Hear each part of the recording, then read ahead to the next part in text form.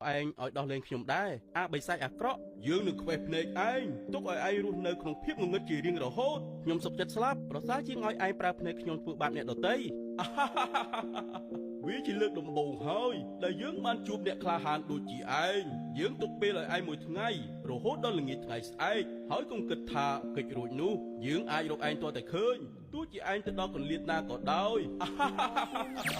ตูបីភក្ត្រាខិតខំត្រេះរិះពិចារណាយ៉ាងណាក៏ដោយតែគេនៅតែមិនអាចរកវិធីដើម្បីដោះស្រាយជាមួយបិសាចនេះបានឡើយប្រសិនបើខ្ញុំត្រឡប់ទៅផ្ទះវិញខ្ញុំប្រកាសជានាំទុកដល់អ្នកភូមិដទៃទៀត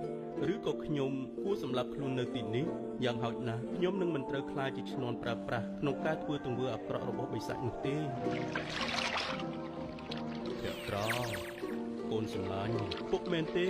ត្រូវហើយគឺជាពុកភក្ត្រាពុកតែងតែឃ្លាំមើលកូនពីចម្ងាយព្រះជាម្ចាស់បានប្រាប់ពុកថាប្រសិនបើកូនអាចនិយាយឈ្មោះរបស់បិសាចនោះវានឹងត្រូវបានផ្ចាញ់ហើយនឹងធ្វើតាមបញ្ជាកូនវិញគេឈ្មោះអ្វីដែរទៅពុកកូនត្រូវរកវាដោយខ្លួនឯង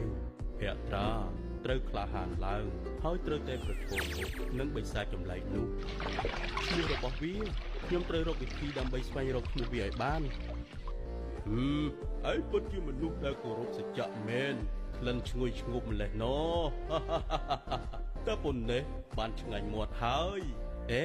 នេះគឺជាស្រាដែលធ្វើពីសាច់មនុស្សវាមានរសជាតិប្រ